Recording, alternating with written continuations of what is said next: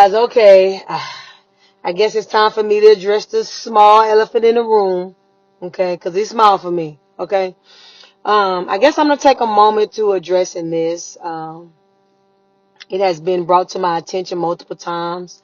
And many of you have reached out to me concerning Mr. Kenneth Shedd, and those who reached out from a place of genuine care. Thank you. I appreciate your concerns for my well-being and your willingness to stand in the truth. I know that many of you see him for who he really is, and I respect that. Okay. However, for those of you who sent me this information with the intent of instilling fear, unsettling me, let me be clear. You don't know me. You clearly don't know me. You got to not know me well, okay?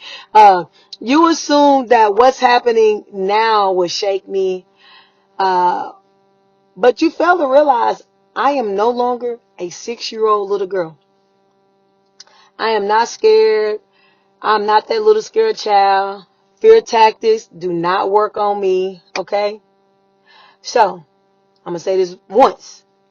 I strive to be civil. I strive to be holy, but please make no mistake. Please don't mistake my grace for weakness, okay? I understand that some of you may be unfamiliar with the legal system, so let me educate you. He has every right to appeal his conviction.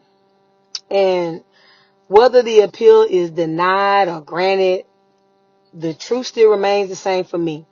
He was a predator when I was 6 years old, and he will continue to be a predator in my eyes. Facts. It's not going to change. Okay? So, now, I understand how difficult it is to accept that someone you love has committed such a heinous act. But the reality is, some of you, most of his family and friends, y'all already know the truth. We come from the same city of Lubbock, Texas. This is not the first time you've heard his name associated with sexual abuse. This is the first time he has been held accountable. So, let's please take our emotions out of this. Okay? I urge all of you to start basing your beliefs on facts, not emotions. Okay? Some of you are supporting him solely because of your personal relationship with him. And that's your right if that's what you want to do. Okay? But I'll ask,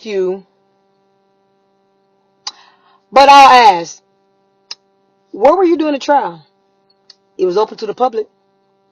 Did you sit in the courtroom and listen to all the evidence? Did you hear all the testimonies? I don't think you did. Just because you believe someone is incapable of something does not mean they didn't do it. It just don't. Because let me make something perfectly clear. You can't take my experience away from me.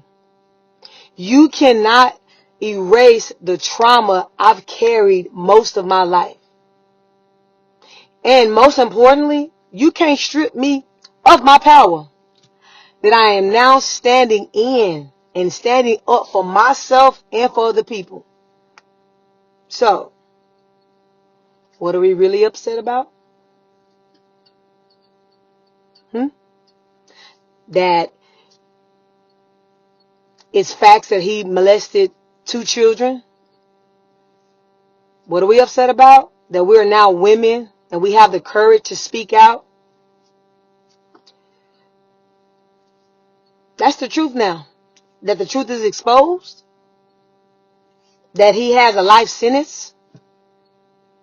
Or are we just upset because we don't want to accept the reality of who he truly is? Guys, we got to stop normalizing predatory behavior. We just got to stop. We cannot justify his actions simply because he is someone's father, uncle, son, or brother. The truth remains that you don't know him the way you think you do. Okay? None of us truly know the darkest parts of a person's mind. Only the victims do. So, despite your feelings towards me, I encourage you to continue to love him if you choose. But that does not mean enabling him. It doesn't. Love means accountability. Pray for him, not just for his freedom, but for his soul. If you truly care, help him confront the damages that he's caused. Encourage him to take responsibility for his actions. Because real healing, it does not come from denying the truth. It comes from facing it. And many of you are standing by. You're standing by him, convinced that an appeal means he's coming home tomorrow. That's how uneducated people. But what happens when his actions reach your doorstep? What happens when the predator that you defend today harms someone you love tomorrow? His right to appeal does not change the pain that he has inflicted on women. It does not change the trauma he's caused. And it does not change my mission to create real change in the world. I am not that little girl anymore. I've been made new. I know my purpose, and it's bigger than me. So, if some of you, y'all can't understand it, I thank God for giving me the strength to face my past head on. Listen, trauma has a lasting impact, and the body remembers it the ways the mind can't even control. Okay? And this is the reality of sexual abuse. It distorts, it confuses, and it leaves scars. Many survivors carry shame for something that has never been their fault. Many turn to survival mechanism just to cope. But here's what I've learned. The battles and the generational curses that we refuse to confront today will be the ones that our children fight tomorrow. And I refuse to continue to allow that to happen on my watch. So, this is the last time that I hope I have to address this. Okay? I have spoken my truth. I have faced my enemy. And I stand firm in knowing that justice, true justice, is in God's hands. So, I am praying for his children, even though they like to play with me on the internet. Because I don't even take it personal. I just think that you love your dad, and you're supposed to. But again, you still got to hold him accountable. His loved ones, the women he fooled with, whatever. I mean, that kind of stuff for me, listen, I'm over here minding my good business. I'm minding my good business. Like I said before, I appreciate the genuine people who care about me.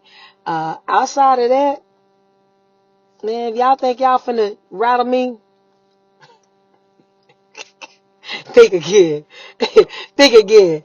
Listen, I'm a beast. I'm a beast because of this. Think again. Just think again. Man, I wish everybody love, peace, and prosperity. For real.